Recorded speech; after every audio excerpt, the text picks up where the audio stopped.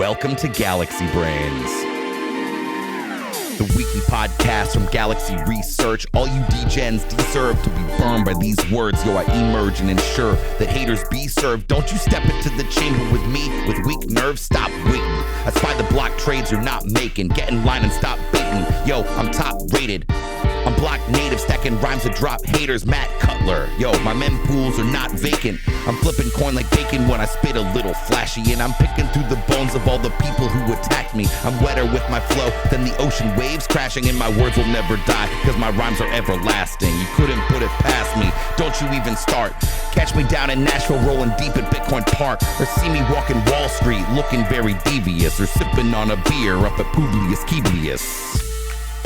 As always, I'm your host, Alex Thorne, head of firm-wide research at Galaxy Digital. Thank you for listening to Galaxy Brains. We have a great show for you today. Matt Cutler, CEO of Blocknative, a fascinating Ethereum infrastructure company. He is our guest. We'll get into it with him on MEV, block building, and the future of Ethereum development. Christine Kim from Galaxy Research will join us for that interview. And of course, we'll check with our good friend, Beimnet Abebe from Galaxy Trading, as always, to talk markets. But before we get to all of that, I need to remind you to please refer to the link to the disclaimer in the podcast notes, and note that none of the information in this podcast constitutes investment advice or an offer, recommendation, or solicitation by Galaxy Digital or any of its affiliates to buy or sell any securities. Really looking forward to this one, so let's hop right into it.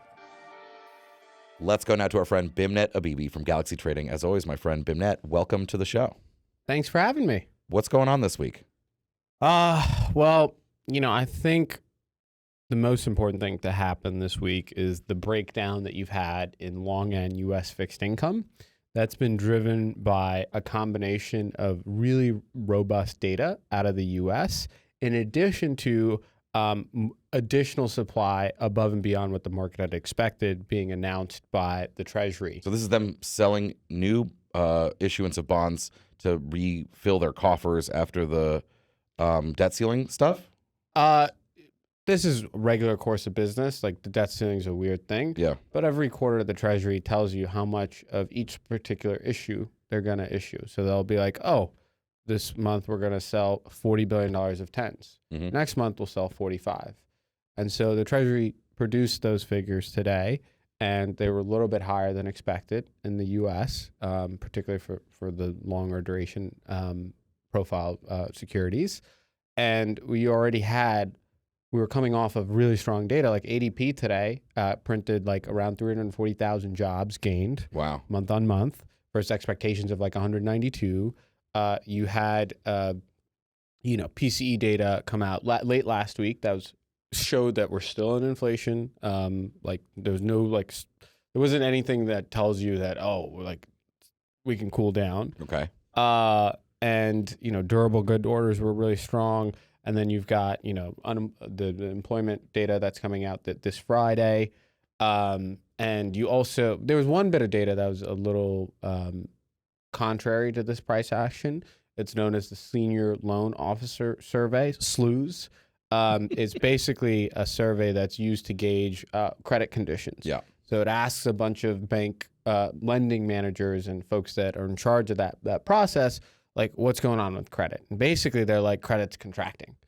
And that was one of the things that Powell highlighted in his speech is that, we are seeing pass-through of high interest rates into credit markets. Which they want, right? That tightening helps. That's monetary tightening. That's how you transmit monetary policy into the real economy, right? And so you are seeing that tightening. Now, like with stocks still close to the dead highs and a historically tight labor market, though, like just because you are seeing credit contraction, the question is, will that translate into a decline in core inflation? Yeah. And right now, it's still tough to say. I just saw a headline that was like, Americans are just still happily spending a lot of money. Tons of money. Yeah. Absolutely.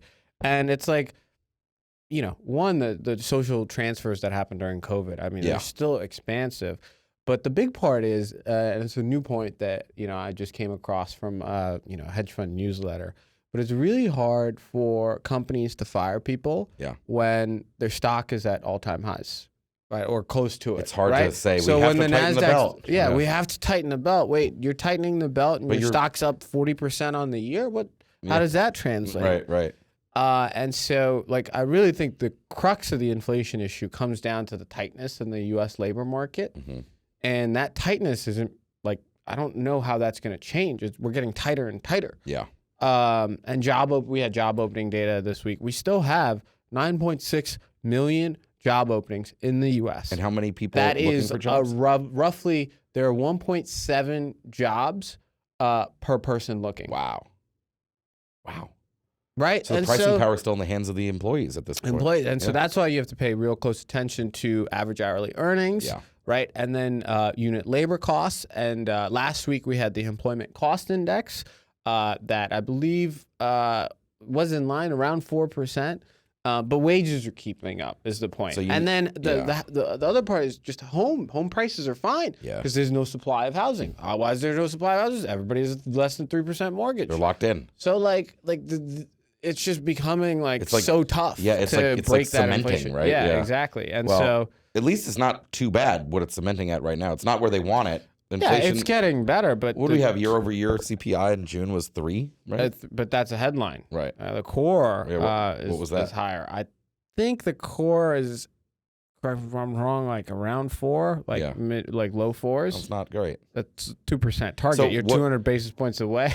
And when do the student loan forgiveness October. roll off? So that's a big is catalyst, when they start. right? Yeah. And you expect should that have a positive impact on inflation? the average student loan payment in the U.S. is around $550 a month. A month. Yeah. And so I don't know what portion of that is federal versus private, but there's a lot of money that needs to get paid as a function of these student loans.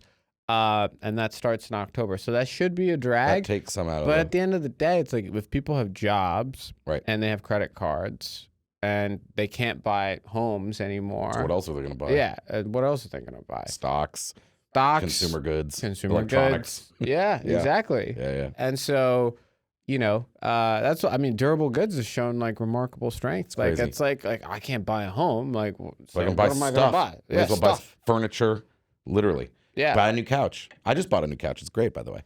Amazing. Let's talk about the crypto markets a little bit. Let's get going. So there's been here's one thing that happened earlier this week, right? There was this motion to dismiss ruling in the Terraform Labs SEC litigation, and the market was interested in this because in the motion to dismiss, again, just another of the SEC cases, the judge specifically made a point to specifically reject the analysis put forth by the other judge in the Ripple ruling 2 or 3 weeks ago.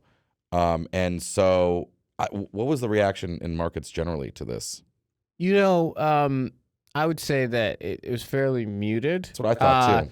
And because it seemed like a relatively big story. A relatively big story. Ultimately, where I thought you'd see the greatest impact was on Ripple, because in the original ruling it moved a lot. Right. And so, but you really haven't seen follow through on the Ripple side, because technically they still did win their case. Well, yeah, it's just the precedent around the security stuff. That's right. These two cases don't affect each other directly. Correct. But it's more just we thought we had a positive ruling and question on how we test stuff. Yeah. And now we literally have the exact same federal district court, the Southern District of New York, just with a different ruling that's the opposite of it. So now we're just back to square one of no clarity. No clarity. Yeah. And fundamentally that should be bad for alts, right? But you already had the moves. We're already down from over 30K, and we're already down from 1900 ETH. Yeah. And so that wasn't constructive. And I think your point about judicial precedent and the lack of precedent that Ripple ruling now has is very meaningful. Yeah. But I'd say the biggest piece of crypto news out there came from Michael Saylor, who recently announced by his company that he's going to be purchasing another $750 million of Bitcoin potentially. And so this guy is going to own all the Bitcoin. What does he have? 150,000 Bitcoin or something? You got it's a up lot. there. He's one of the biggest. 200 now. Yeah, or something like that. Definitely one of the biggest stacks. Yeah. Of coin. He's buying a lot. But in that was credit, perceived, right? He's kind of back too, at break even or whatever. His cost basis, he's right around there. Yeah, it's around 29,500. Yeah, it's something pretty like wild that. Strategy. It is, and I respect it, and I wish I had courage, maybe a fraction to buy of that in that courage. Size. It takes a lot of courage to do what he's doing. You don't think markets are reacting on the Litecoin halving? Sorry, no, no. I think it's relevant, but just in the big picture, right? We just had an exploit of Curve, right? Yeah. And the spillover has yet to be, fully finalized. But I think the fact that you've seen huge reductions in TVL some coin prices, DeFi prices. DeFi prices collapsing. I mean, I think that's notable. That is notable. And it, I think it's notable in the sense of like market confidence in DeFi and some of these DeFi tokens. Yeah. And so, I'm still waiting on kind of seeing the follow through from that. I would think that, part of the value of ETH or the value proposition of ETH is a very robust and secure DeFi system. And, that argument definitely took a little bit of a hit this week. Yeah. And so, I'm not as constructive on the ETH and ETH DeFi complex as I was a week ago. At the moment, yeah. That was a big deal. That's a big deal. And fundamentally, like the idea of security and stableness is crucial to products that can't be the reason why this stuff isn't working. It should that's very that puts a real dent in the armor, right? And no, absolutely. It really hurts confidence when these types of exploits happen. That's Curve 2, right? Is the most important stablecoin money market, basically. And I think that money market model is one that we should have dropped in traditional money markets if it doesn't get hacked. Yeah, exactly. I mean, why couldn't we have a euro yen stable coin pool on there? Right? Everybody trading 24/7 instant. I would love to. There's genuine innovation there. No, there's genuine. Seriously. Yeah. And yield bearing stables, if that ever came about. Yeah. And you'd put them on chain and trade. There's so much potential there. Yeah. And so that's why it's a little deflating. Yeah. To be honest with you. And so, I think the trades are pretty easy. I mean, you have a guy that's about to buy $750 million of Bitcoin, and you have, DeFi, moving around here, and it's not looking great. So, personally, I like Bitcoin higher and ETH not to go higher.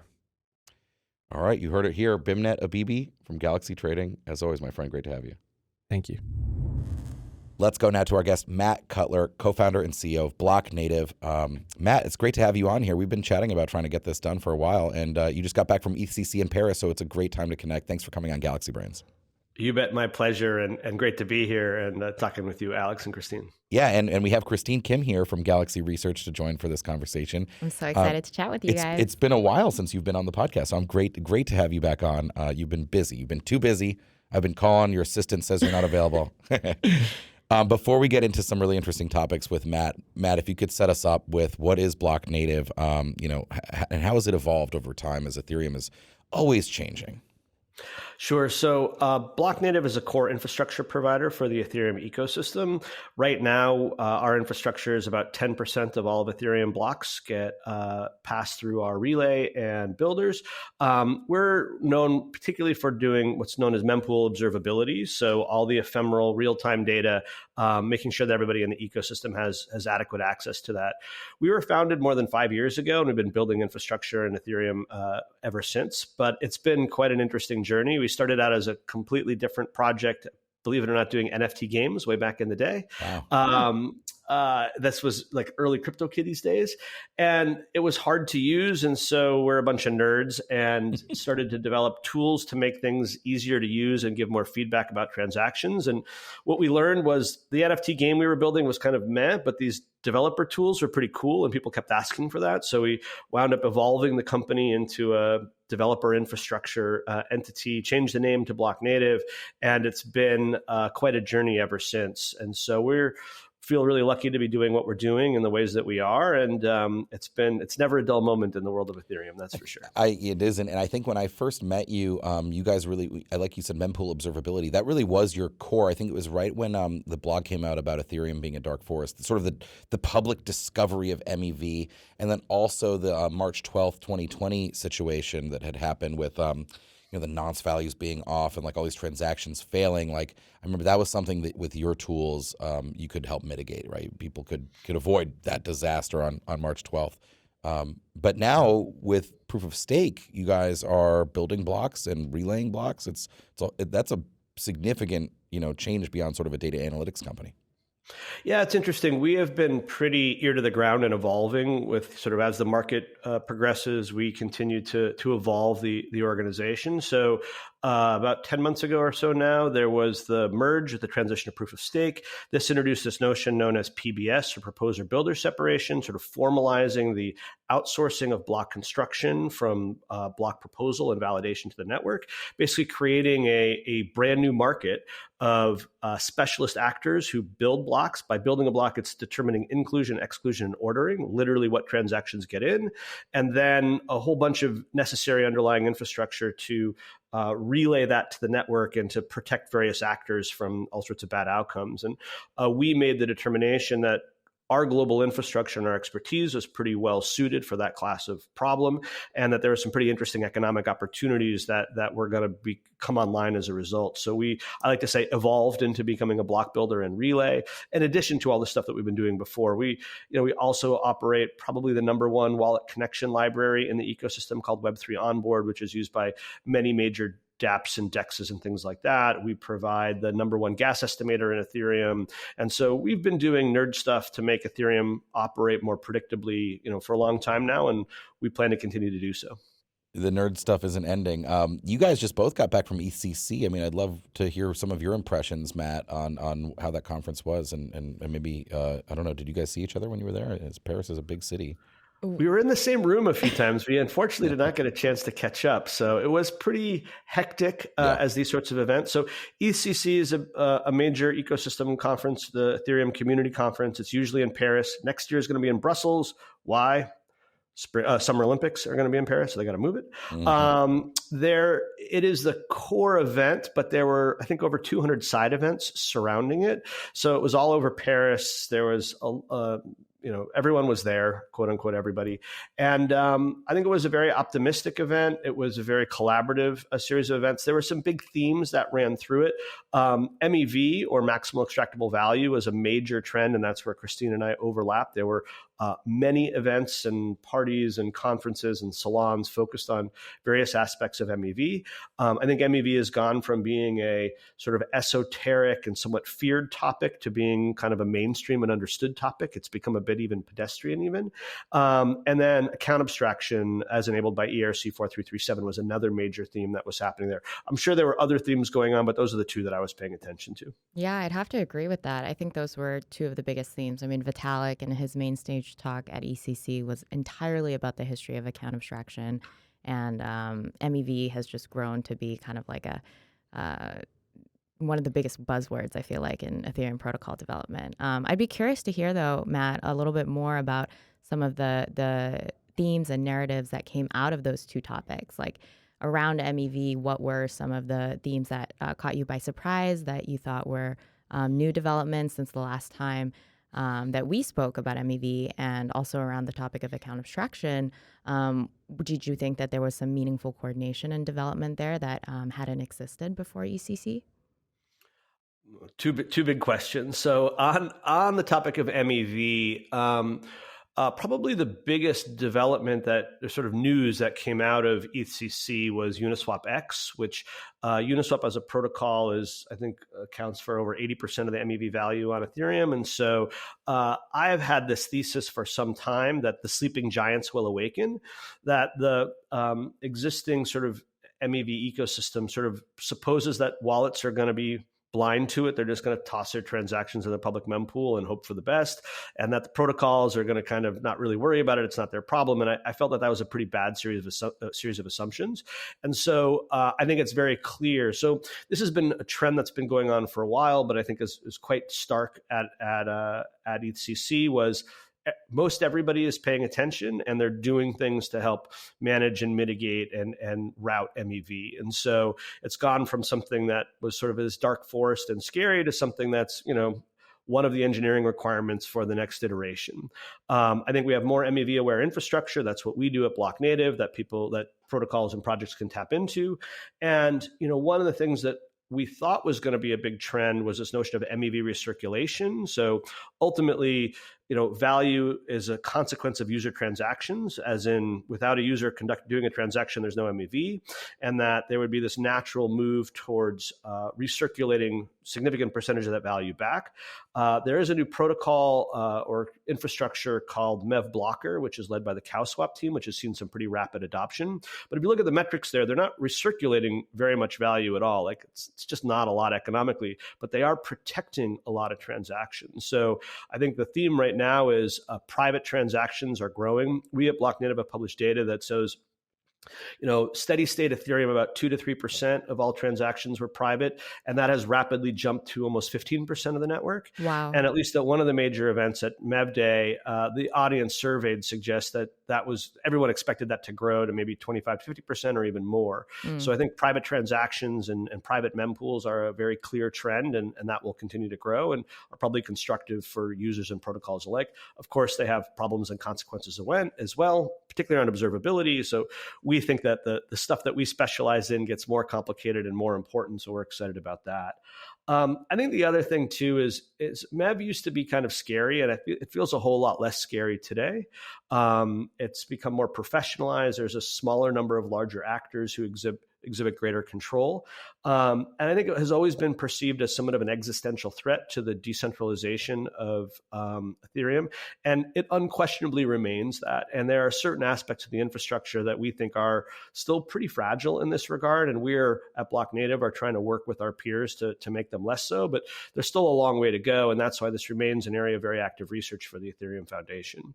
Those are my top level observations about it. And by the way, like Mev used to be this tiny little thing in the corner, or this one event that people would go to, and like there was a major Mev event every single day of the week at EthCC, and there was a circuit of that, so it was pretty interesting that way. That's my thoughts there. Anything you would add to that, Christine?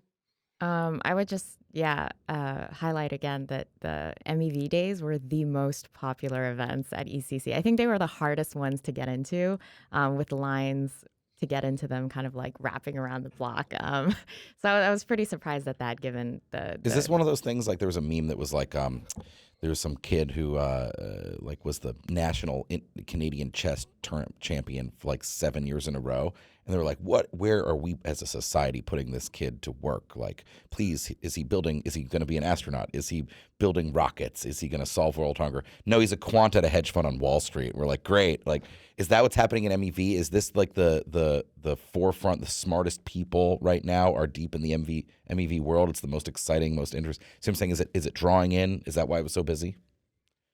And you can see I'm passing a little bit of judgment because it's like, oh, what a great use of like our most brilliant minds. But anyway, is that... To MEV. Yeah. Yeah.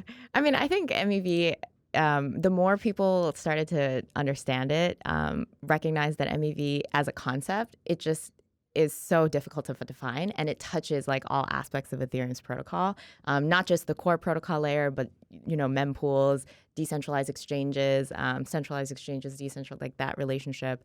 So it's hard to find a topic around Ethereum where MEV is not involved. So account abstraction, I think, is another great example of where MEV plays a big role, because some of the leading solutions for account abstraction involve like the use of an alternative mempool and MEV. But I'd love to ask you also, Matt, a little bit more about the problems that you foresee around the fragmentation of the mempool as we start to see a growing number of private transactions being made on Ethereum, the growth of alternative mempools around account abstraction, and how does that kind of decrease the transparency of the Ethereum blockchain and make it far more difficult for any one company really to be able to give an accurate view of like what's happening on the network and track, say, like censoring behavior on the network?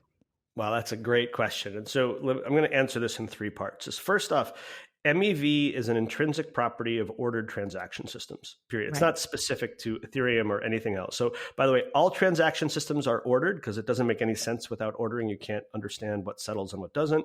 So airline tickets, MEV. Concerts, MEV. SEO, MEV. The difference in Ethereum is that it's more open and programmable. That historically, MEV has been controlled by a single centralized actor who then captures all of it for themselves.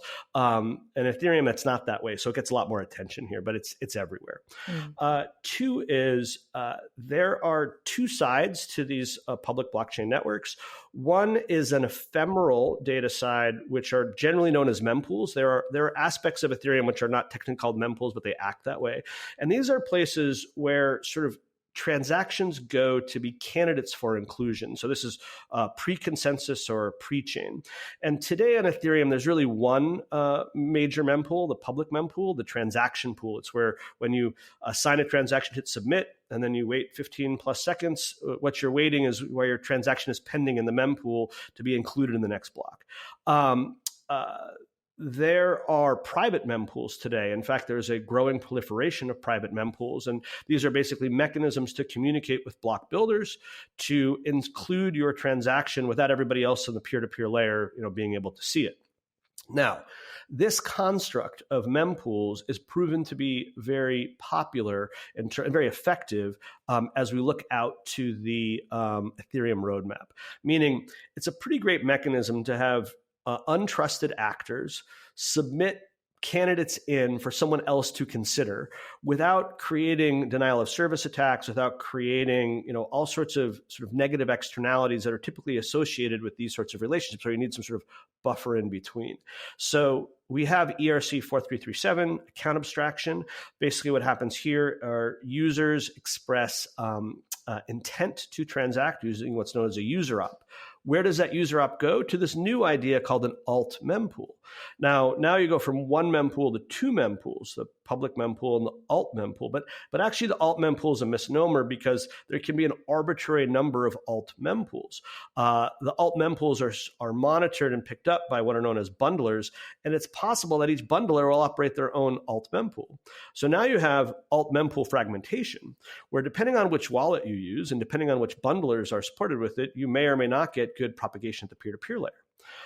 As we look ahead to major network upgrades like 4844 or proto-dank sharding, there's contemplation of new mempools associated with gas prices.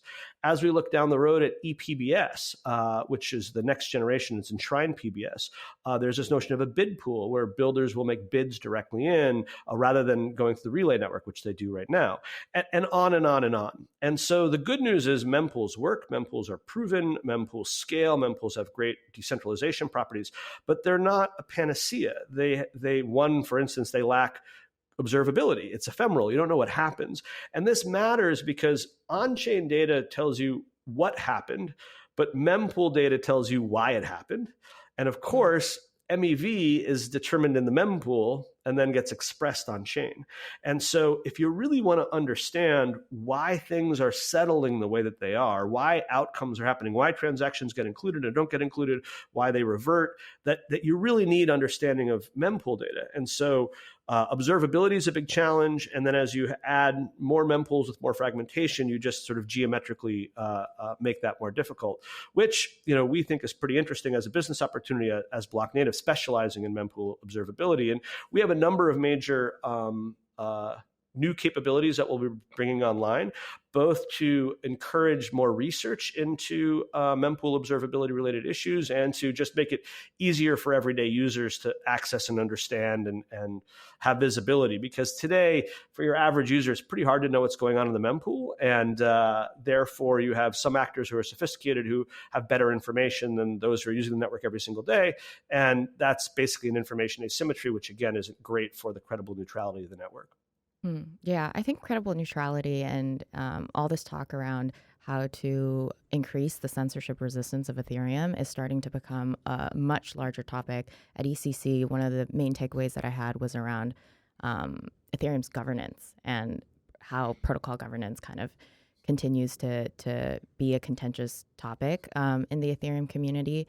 Curious to know if you can share a little bit more about some of those future capabilities and products that will help improve the visibility of an increasingly fragmented mempool and, hopefully give people a solution for what could start to become a dark forest again.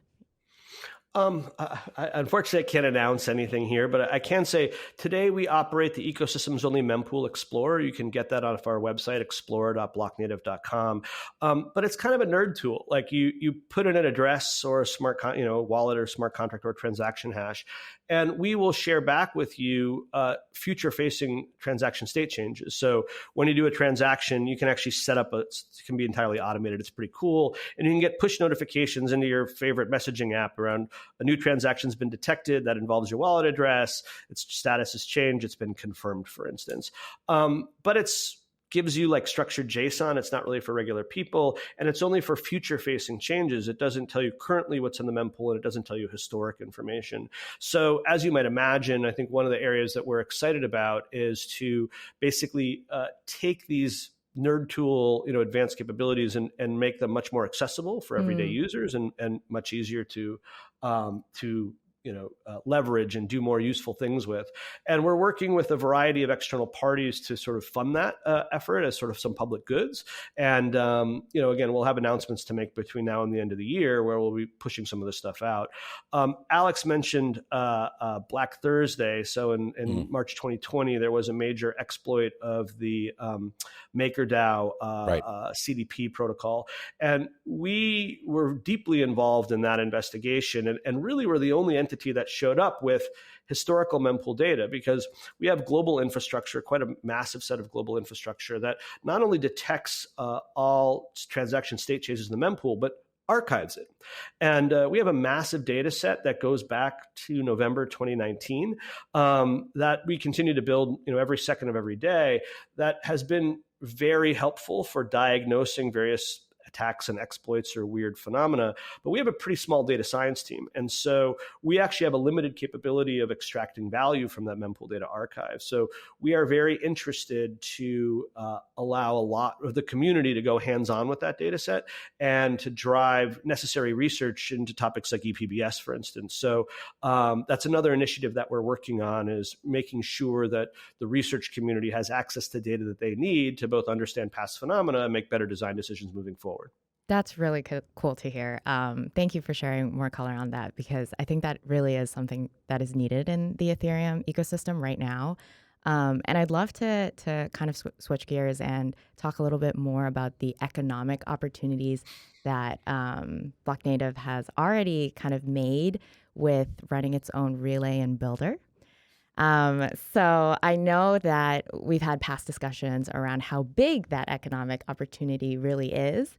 I'm curious to know if any discussions at ECC made you change your mind around whether or not those economic opportunities for running a relay, running a builder, will continue to shrink in the future, or if you think that there's some opportunities around relay designs with collateralizing some ETH from searchers that will potentially increase the pie in terms of running these relays and builders and having that be a long-term sustainable business.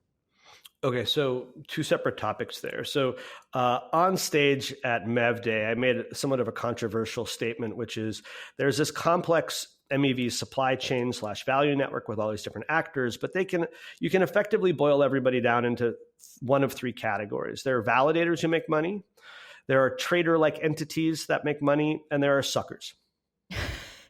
That's one way to put it. The reason why I say that is that basically so far that the economics have devolved into trader-like entities, searchers, traders, sexdex arbitrage, stuff like that, and validators. And basically nowhere else in the value chain is there much appreciable economics.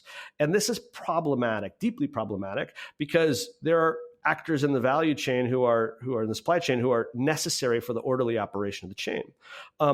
Probably the one that I care most about is the relay network. So today, 95% of all Ethereum blocks are outsourced using the PBS. Now, today, under the merge, the PBS network is actually a sidecar called Mev Boost, which was designed and implemented by a project called Flashbots, and it's entirely outside of the protocol. And every single one of those blocks that gets included, 95%, has to go through a relay. And what relays basically do is protect validators from rogue builders and protect builders from validators stealing the work that they're doing. So they play a really important and necessary role in the orderly operation. But there are no economics for relays. Relays are totally free. There's no charge at all. And today there are maybe 6 or 7 independent relay operators that account for 98% of the network. And so it's pretty centralized. And with no explicit economics associated. By the way, it's a very hard job. This is big infrastructure. It's expensive infrastructure. And there is a whole bunch of risk associated with operating a relay, meaning if you miss a slot, the validators expect to be refunded, and there's regulatory risk, and it's just hard to do, and it's 24/7. It's stressful, and there's literally no reward. So why would any long-term entity enter into a hard technical problem, which is necessary for the operation of the network, that has zero economic upside and a whole bunch of economic risk? And I ask myself this every day, because we at Blocknative are participating in the supply chain. We're neither a validator nor a trader, right? And so we are, in many ways, and quite objectively, are financing the operation of Ethereum itself. And so we are trying to work with the various members of the ecosystem to say this is not sustainable and creates negative incentives. And that really what we want to do is we want to increase participation in the relay network. We want to increase relay diversity. And to do so, we need to introduce relay economics. This has proven to be, at least to me, a shockingly controversial topic for various reasons. And I think the thing is while the current Mev Boost ecosystem isn't perfect by any means, it is working. In fact, it's wildly fulfilled its design objectives of preventing irreversible validator centralization. So it's sort of hard to argue with that. But at current course and speed, privately funded entities like us aren't going to be able to do this ad infinitum, and there's a huge opportunity cost. We could take the engineers and expense that we're doing on relay operation and devote it to other things that may have revenue opportunities. So, and this is a broader issue and trend with Ethereum, and by the way, probably across the board, which is if there's not great economics for anyone other than traders, then the network becomes fundamentally a trading network. Right. And maybe that's inevitable. Maybe that there's just no way to avoid traders trading, and that's the highest margin activity. So all of these systems will eventually devolve into just trading systems. But I worry about, users being an afterthought, and LPs being an afterthought, and infrastructure operators being an afterthought. I don't think it's great for Ethereum. I think Ethereum will be a better and more diverse ecosystem with good infrastructure economics. Now, of course, I'm an infrastructure operator, so it's easy for me to argue that. I'm definitely biased in all of this, but it does strike me as this is a major centralization vector that we're going to need to address. And we're trying to work with everybody across the ecosystem, including the Ethereum Foundation itself, to address that. Now, building is a different topic. So building are the actors who build the blocks and then compete to be the most valuable block. And builders do have potential for positive economics because you can build a block of a certain value, but then you can bid less than that value. And so as a builder, you then capture the spread. Okay. Now, Blocknative is a builder relay. So we're not a trader, but we operate builders and we operate a relay. And we went into Mev Boost and the merge thinking that there would be really interesting economics for credibly neutral builders. And so far, that thesis has not played out in the slightest. That basically the builders that really dominate are searcher builders, so vertical integration between trader-like entities and builders, and a lot of that has to do specifically with what's known as sexdex arbitrage. Mm-hmm. So arbitraging between the price of assets on various centralized exchanges that can move very quickly versus decentralized exchanges that can update every 12 seconds. And it's interesting. The guys over at Special Mechanisms Group, Max Resnick and his team, recently published some research that said when volatility of certain asset pairs on Binance goes up, specific builders win 75% of the blocks. And so I made this point at Mev Day, which is if we look at the broad data on builders, there's a lot of builders that get share, but it may not be quite as diverse as we think, because in any given moment, there are external factors which may determine which is the one builder which is likely to be dominant under those circumstances. So regardless of what you're doing at any one given moment, you may only have a single builder that you are forced to work with. And that, of course, is centralizing, because depending on the policies of that builder, depending on that builder likes you or not, you may or may not get favorable inclusion. And so, again, these are factors that we think need more research, and we want to increase economic incentives to ensure participation and diversity. This has been fascinating, because the amount of development when you talk about and like, that's why I asked that first question, Matt, about the evolution of Ethereum and how it's affected Blocknative. I mean, you guys are riding this wave, right? It's affected you dramatically, and you've been a part of it throughout so many changes. So much is done. I harass Christine sometimes with this question about, doesn't every new change introduce like new problems?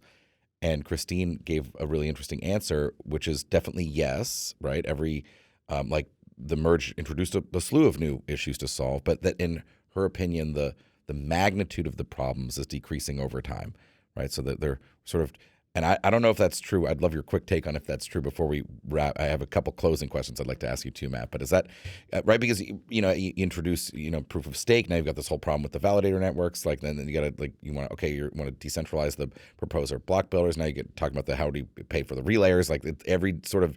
But is in your mind is the Ethereum development like still moving in a direction that is like net improving over time despite these new problems that keep popping up? So, I mean, Ethereum is fundamentally a bet on technological progressivism. And so as technology evolves, it solves one set of issues and potentially new issues get raised. And I think we can see that across all technologies. This is by no means unique to Ethereum as a technological movement or phenomena. I think in general, I frame this as decentralization is a journey, not a destination.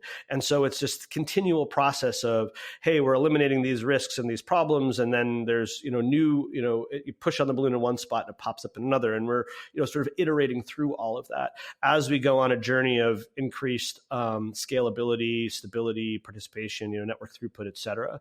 And so, I don't know if the problems are getting bigger or smaller or staying the same. It's kind of an interesting way to frame it.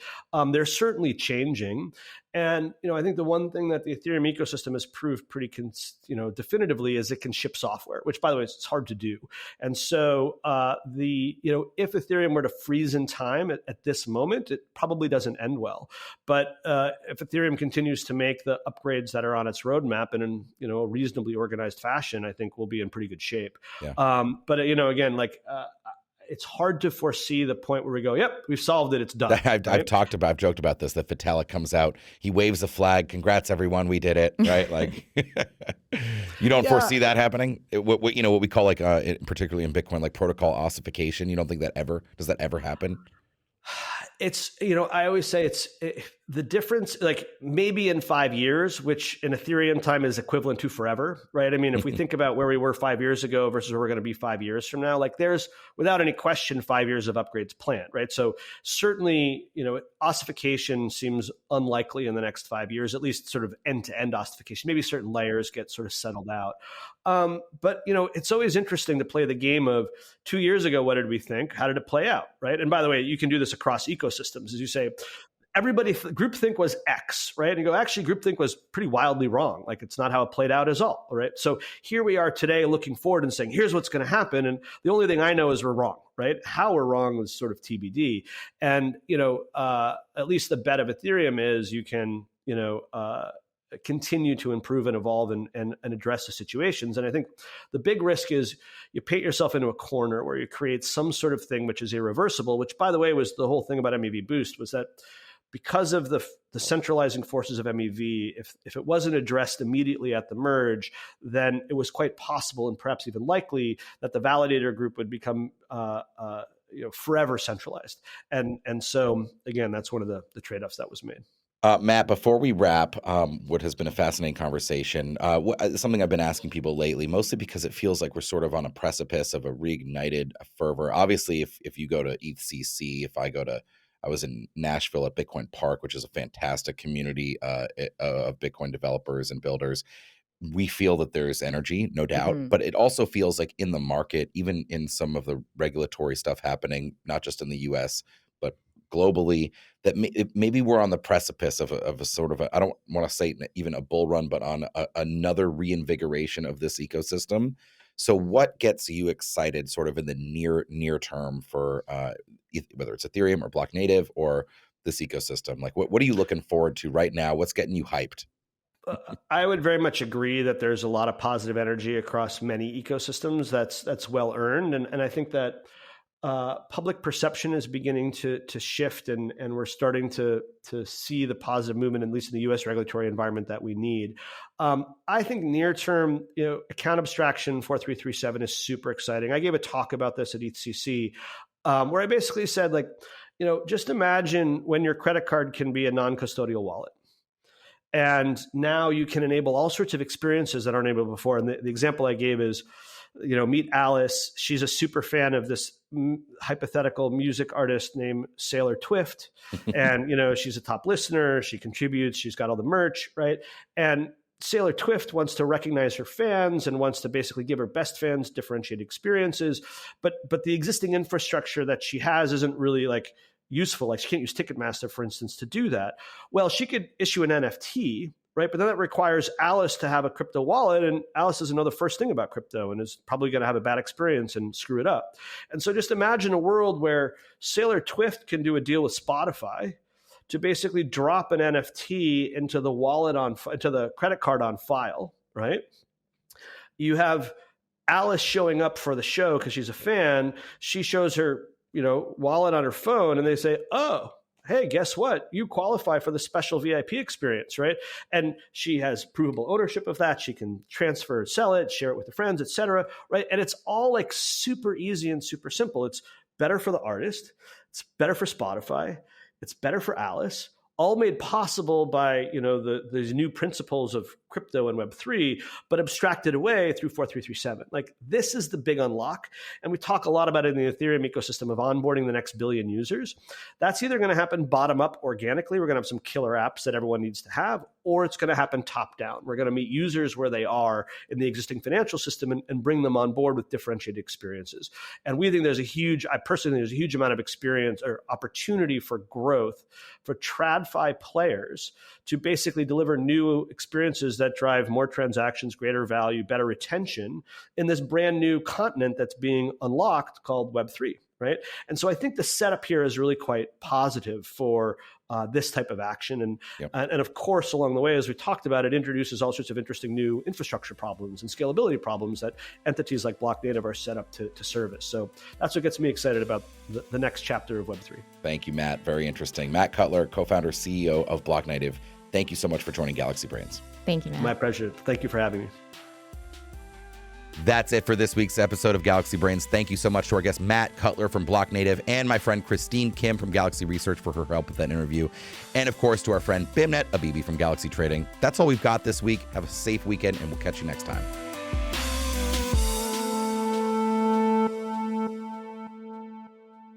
Thanks for listening to Galaxy Brains, the weekly podcast from Galaxy Research. If you enjoy the show, please like, rate, review, and subscribe wherever you get your podcasts.